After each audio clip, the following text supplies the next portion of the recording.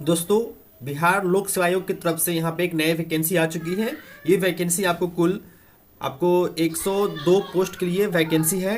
तो चलिए वीडियो को लास्ट जरूर देखिएगा। इस वीडियो में आपको हम बताएंगे कि इस वैकेंसी के लिए कौन कौन लोग एलिजिबल है, फॉर्म कौन कौन लोग भर सकते हैं, फॉर्म भरने की अंतिम तिथि क्या है, फॉर्म कब से भरा जाएगा, और साथ ही साथ ये भी बताएंगे कि आपको उसमें सैलरी कितने मिलने वाली है। तो वीडियो को लास्ट तक जरूर देखिएगा। और दोस्तों, चैनल पे पहली बार ज्वाइन किया, चैनल को सब्सक्राइब करके वीडियो को लाइक कर दीजिए। तो चलिए हम लोग शुरू करते हैं। तो सबसे पहले जान लीजिए, ये जो वैकेंसी है आपको पंचायती राज विभाग की तरफ से वैकेंसी आई है। अंकीक्षक का ये जो वैकेंसी आई है, यानी कि जो ऑडिट जो है ना, ऑडिट करने वाले की ये वैकेंसी है। पोस्ट ये आपका ऑडिटर का रहेगा। इसमें कुल पोस्ट हमें बता ही दिया हो कि 102 पोस्ट ये वैकेंसी आई है। तो जो पहला जो है साथियों, पहला जो आपका जो पोस्ट है उसमें देख लीजिए किस प्रकार से कैटेगरी के हिसाब से दिया गया है। आप देखिएगा तो आपको नजर आ जाएगा कि अनारक्षित यानी कि अनरिजर्व जो है, अनरिजर्व कैटेगरी से यहाँ पे 18 गो है, ईडब्ल्यूएस के लिए 3 है। इस प्रकार से आप देख लीजिए यहाँ पे जो है ना कैटेगरी वाइज यहाँ पे आपको वैकेंसी दिया हुआ है। उसके बाद नीचे आप चलेंगे तो आपको नीचे की तरफ भी दिखेगा जो दूसरे प्रकार के जो वैकेंसी है वो 74 पद पे है। तो ये भी आपको कैटेगरी का वाइज जो है ना अलग अलग दिया हुआ है। अनरिजर्व के लिए 40 है, ईडब्ल्यूएस के लिए 7 है, और इस प्रकार से यहाँ पे देखिएगा तो कुल जो है यहाँ पे 74 पोस्ट यहाँ पे दिया गया है। तो इस बात को ध्यान रखिएगा। आगे चलते हैं तो आगे देखेंगे तो इसमें साफ तौर पे लिखा हुआ है कि इसके लिए जो उम्र सीमा है वो क्या रहने वाली है।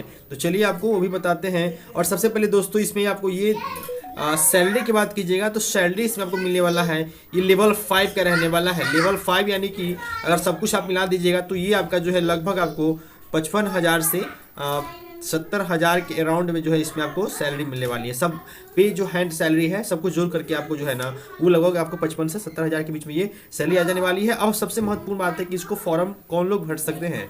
तो दोस्तों, इसमें आपको विशेष ध्यान रखना है, इसमें फॉर्म भरने के लिए शैक्षणिक योग्यता है वो आपका कम से कम ग्रेजुएशन होना चाहिए। आपका जो है ना ग्रेजुएशन यानी कि वो आपको कंप्लीट होना चाहिए। और आपका सब्जेक्ट जो है ना आपका वाणिज्य यानी कॉमर्स होना चाहिए, अर्थशास्त्र यानी इकोनॉमिक्स होना चाहिए, सांख्यिकी यानी कि स्टैटिक्स होना चाहिए, और गणित। तो जो लोग भी इन सब्जेक्ट से डिग्री धारण किए हैं वो भी क्या है, स्नातक यानी कि बीए अगर अपने इन्हीं सब्जेक्ट से आपका मेन रहा है, जैसे कि उन्होंने किसी ने इकोनॉमिक्स ऑनर्स किया है तो वो लोग फॉर्म भर सकते हैं, किसी ने मैथमेटिक्स ऑनर्स किया है तो वो लोग फॉर्म भर सकते हैं। बाकी अगर आपका सब्सिडरी है तो नहीं भर सकते हैं फॉर्म। अगर उम्र सीमा की बात कीजिएगा तो यहाँ पे उम्र सीमा साफ तौर पे लिखा हुआ है कि जो मिनिमम जो है दोस्तों, कम से कम न्यूनतम आयु आपका 21 वर्ष होना चाहिए, और अधिकतम जो है वो कैटेगरी वाइज दिया हुआ है। जैसे कि अगर आप अनारक्षित से हैं, अनरिजर्व में है तो मैक्सिमम 37 वर्ष, पिछड़ा वर्ग से के महिला पुरुष दोनों के लिए यहाँ पे 40 वर्ष दिया गया है, और अनुसूचित जाति के महिला पुरुष के लिए यहाँ पे 42 वर्ष दिया गया। तो इस प्रकार से यहाँ पे उम्र सीमा का जो है वो लिमिटेशन दिया गया है। इसके साथ ही आपको कुछ और महत्वपूर्ण बातें जान लेना चाहिए कि इसमें जो है ना चयन प्रक्रिया क्या रहने वाली है। तो इस पोस्ट के लिए जो चयन प्रक्रिया है वो देख लीजिए, ये बहुत ही खास है। इसमें 3 तरह की परीक्षा होंगी, जिसमें आपका प्रारंभिक यानी कि प्री होगा, लिखित यानी कि आपका मेंस होगा, और फिर यहाँ पे इंटरव्यू। क्योंकि ये दोस्तों बीपीएससी ले रही है तो बीपीएससी जो जिस तरह से मेन एग्जाम उसका होता है तो उसी पैटर्न पे जो है ना इसका उसी पैटर्न को फॉलो कर रहा है। प्री, मेंस और इंटरव्यू यहाँ पे तीनों आपको यहाँ पे कंडक्ट देना होगा, तभी जाके इसमें आपका चयन प्रक्रिया हो, मतलब कि चयन होंगे, आप सिलेक्टेड होंगे। अब देखते हैं कि जो प्रारंभिक परीक्षा है, प्रारंभिक परीक्षा करने में क्या कुछ दिया हुआ है। तो प्रारंभिक परीक्षा जो आपका होगा वो आपका वस्तुनिष्ठ यानी कि एमसीक्यू फॉर्मेट में होंगे। आपको कुल 150 प्रश्न होंगे, 2 घंटे का समय दिया जाएगा आपको। और उसके बाद जो आपका जो लिखित परीक्षा है वो इसके बाद होगा। जो लोग भी इसमें आप जो सेलेक्ट होंगे यानी प्री जो क्वालिफाई करेंगे, यानी क्वालिफाइंग प्री, तो प्री क्वालिफाई करने वाले को यहाँ पे मेंस लिखने के लिए बुलाया जाएगा। लिखित परीक्षा का क्या प्रारूप रहने वाला है वो देख लीजिए। तो जो लिखित परीक्षा रहने वाला है साथियों वो इस प्रकार से रहेगा। देखिए कुल 3 विषय होंगे। यहाँ पे साफ शब्दों में लिखा हुआ है कि 2 अनिवार्य विषय क्रमशः सामान्य हिंदी 100 नंबर का तथा सामान्य अध्ययन, जो सामान्य जीएस है ना वो 2 पेपर आपका होगा। तो पेपर 1 जो आपका होगा हिंदी का होगा, जो क्वालिफाइंग होगा वो नीचे लिखा हुआ मैं बता रहा हूँ। और जो है ना जीएस देखिए यहाँ पे सामान्य अध्ययन पत्र 2 और सामान्य अध्ययन पत्र जो है द्वितीय, तो ये आपका 3 घंटा का रहने वाला है, और कुल अंक जो है आपको 300 ये होने वाला है।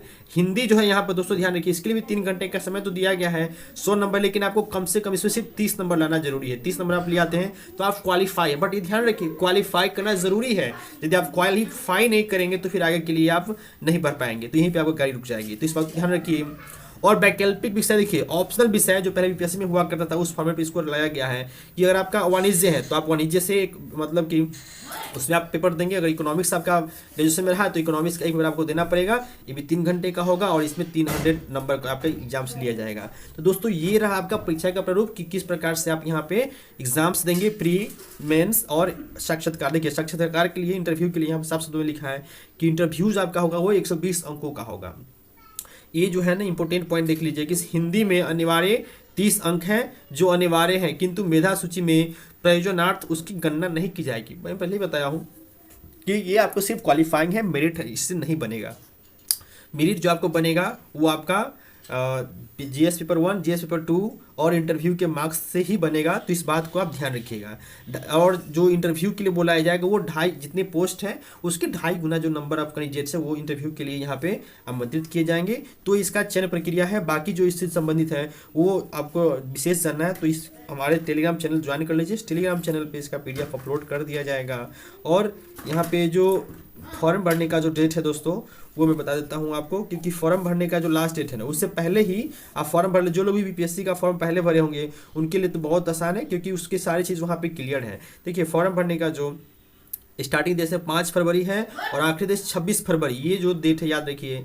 जनरली दोस्तों आपको सजेशन दिया जाता है कि आप अगर फॉर्म भरने के लिए एलिजिबल हैं और इच्छुक हैं तो अगर आप भरना चाहते हैं तो 5 फरवरी से भरना शुरू हो रहा है, तो आप जितना जल्दी भर लेंगे उतना जल्दी आपके लिए अच्छा रहेगा। तो चलिए मैं उम्मीद करता हूँ कि आपको सारी जानकारी मिल गई होगी। वीडियो कैसा लगा कमेंट बॉक्स में जरूर बताइएगा।